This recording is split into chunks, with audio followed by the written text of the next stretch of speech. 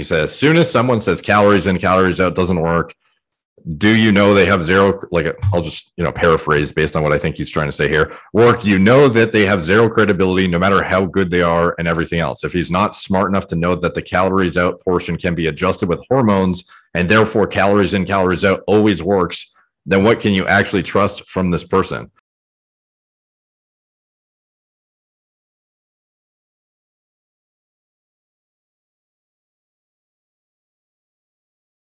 One thing we definitely should touch on before we close it out is so I had some general questions on, like you've talked about before, of eating disorders, as well as, like appetite management and kind of like different strategies from a neurological side of things, and kind of like the actual neurotransmitters involved with, cravings and whatnot and addiction. One thing, you had a podcast with Mark Bell recently, and I'll put in the chat box here the link to he actually made an Instagram post about it, and it's actually the pinned comment right now on the full podcast on the YouTube video, is Greg Doucette, I guess, interpreted what you were saying as you not understanding what calories in versus calories out is. And I'll quote his comment here, and I'll have my editor overlay the comment on the screen. He says, as soon as someone says calories in, calories out doesn't work, do you know they have zero, like I'll just, paraphrase based on what I think he's trying to say here. Work, you know that they have zero credibility no matter how good they are and everything else. If he's not smart enough to know that the calories out portion can be adjusted with hormones and therefore calories in, calories out always works, then what can you actually trust from this person? So like, I can't imagine that there wasn't obvious context, I would think, to what you were saying in that discussion. And I can't imagine you don't know what calories in, calories out is, or how like the laws of thermodynamics work. So I was just hoping to give you a platform potentially to kind of like rebut that statement, because, the thing's pinned, and like, it's not like you could have gone back and say, actually, this is what I meant, or whatever, if it got misinterpreted. So I just want to give you the floor to react to that if you wanted to touch on it. Oh yeah, sure. So, I think that there's a deficit of comprehension there, meaning I think, so to be very clear, I did an entire podcast about nutrition and metabolism. And I think, as I understand it, and I certainly believe that calories ingested versus calories metabolized, aka calories in versus calories out, absolutely is foundational to whether or not one loses, maintains, or gains body weight. There's no question. Yeah. I don't think but if anyone, the earth is round, and calories in, calories out is a fundamental law of how the body works. However, there are influences on the calories out portion that include not just exercise, how much your brain uses, basal metabolic rate, et cetera, will be impacted by hormones. Of course, thyroid hormone being one of the most obvious ones, right? Also cortisol, also growth hormone, also testosterone, also estrogen. So I think that whoever said that was misunderstood what I was saying. Calories in, calories out certainly is vital and foundational. Hormones impact that equation, as does exercise, as does a number of other factors. So this sounds to me like I said, it sounds like a misunderstanding where they thought I was saying one thing, and then I'm not sure I understood their comment. I did read their comment, but I somehow couldn't understand their comment. But it was clear. Greg he does talk to text, so it ends up being like not representative probably of exactly what he would have said in person, but presumably he thinks, like he got his point across, that I don't know, like the calories in, calories out thing, like is one of his main topics he really like owns in on, and anyone who kind of like questions it, like I guess justifiably, he's sort of like, I don't know, like rebuts their stance. But I don't think that's what you were trying to say at all at the end of the day. Clearly. So I'll say he agrees with me about calories in, calories out, and vice versa. I think that, and I'm sort of perplexed here, because I'd never said that anything different. It's that, and we did an entire podcast episode on this. I think that right now there's if I may, there's an interesting situation that's happening in terms of online nutrition and fitness information. You see this also with the carnivore diet versus vegan diet versus, I mean, it's almost like nowadays to be an omnivore is kind of an act of defiance or something like that. Yeah.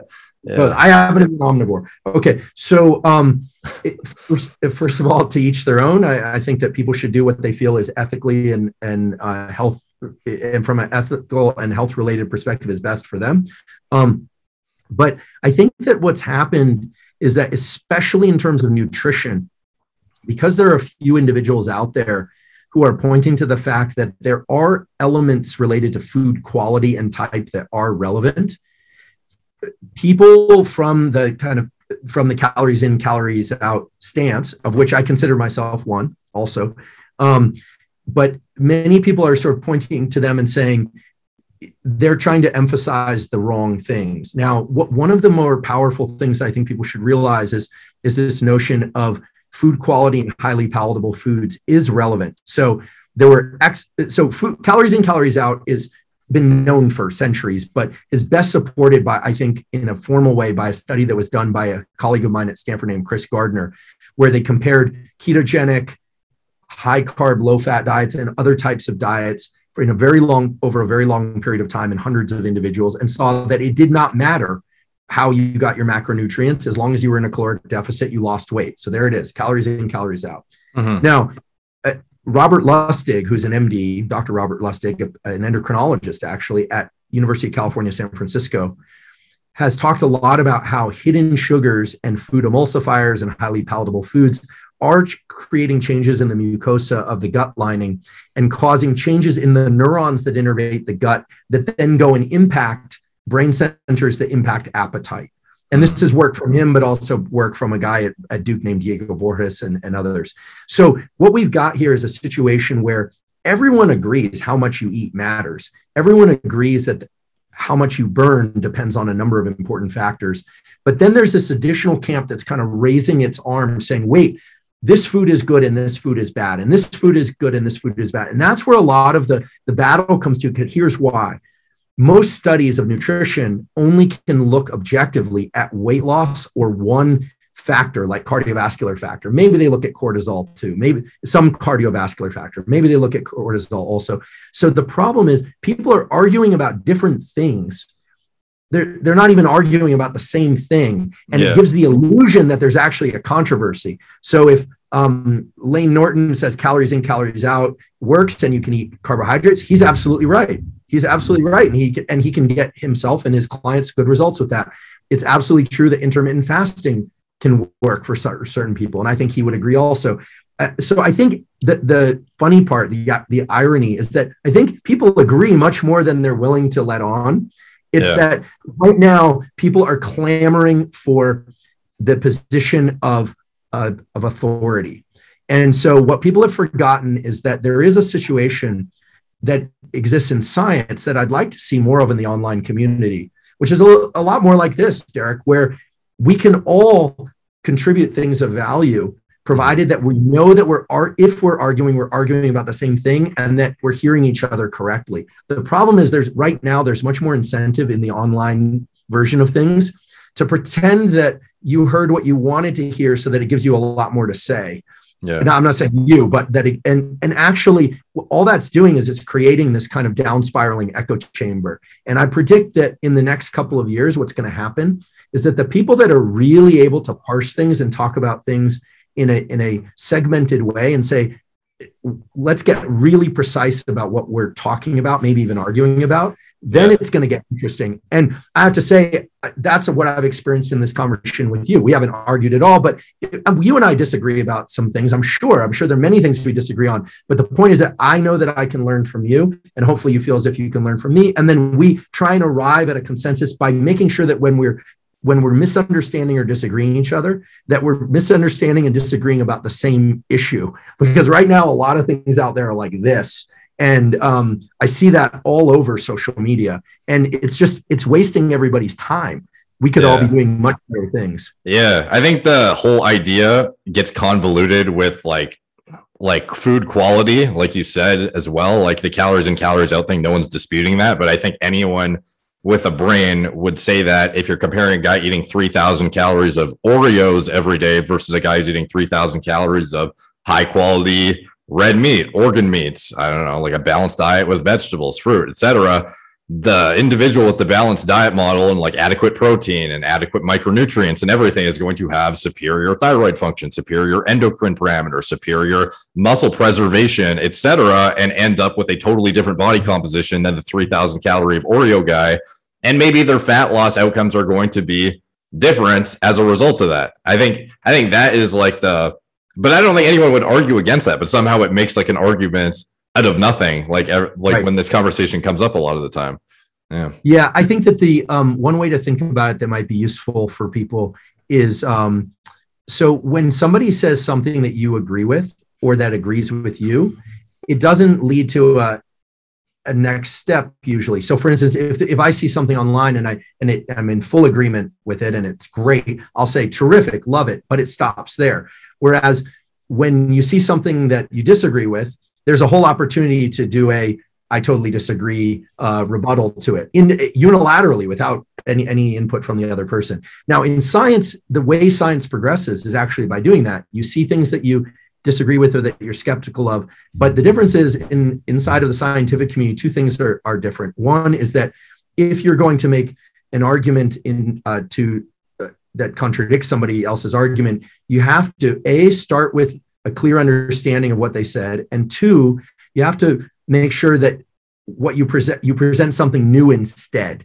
And that's critical. And then the other element that is in science, we are all judging each other publicly and privately.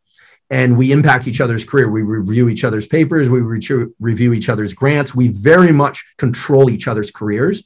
And so we all work together while at the same time that we all argue like crazy to try and get to a better place. Mm-hmm. And what I'd love to see in the the online community would be more of that, more panels of discussion. But instead, many of the platforms have been built around being somebody who ardently proposes blank, and most of their career now is becoming about pointing out everyone that disagrees with them.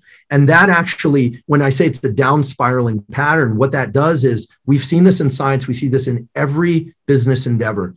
If your primary function is pointing out where other people are wrong, as opposed to presenting new ideas of truth and ideas, what ends up happening is those people disappear over time. So I really worry that people who are so passionate about health and fitness, and if they're not continually bringing forward new information, and their major role is to kind of bark and hiss and whine about the things that disagree with them, the problem is they're actually sinking below water. They don't realize it, but they're sinking below water because they're essentially not offering anything new. They're not adding new information. They're just crying about the information they don't like. So again, one reason why I appreciate what you do, there are others too, of course, that are out there really trying hard to create very finely parsed information, really drill into the specifics and the issues. That's what we need more of. And that's what people really benefit from. Yeah. I would be remiss if I didn't ask about your personal diet before we finish the conversation, though, because I think a lot of people, they hold you in high regard for like optimal practices and kind of like what you deem to be the best modalities of improving like mental clarity, sharpness through like actual lifestyle modifications, dietary manipulation, sleep hygiene, etc. So like through your trials and tribulations of experimenting with different things, some people, they use keto to like stay mentally sharp. Maybe it's not sustainable long-term and they intertwine like cyclical carbohydrate cycling or whatever. A lot of people intermittent fast. Like for me personally, I find if I eat a carbohydrate dense meal right when I wake up, personally, my mental clarity suffers a decent amount. Like, is there something you've nailed down as like your ideal kind of like routine? And like, what do those foods generally consist of? And this is probably like, maybe this is way too many questions for one big statement, but hopefully it's not. Have you done anything to assess, like, do you hold any weight in those kind of like tests that assess your allergy response to food groups to assess if they're going to be good on your mental state? Or do you do just like biofeedback through trial and error sort of thing?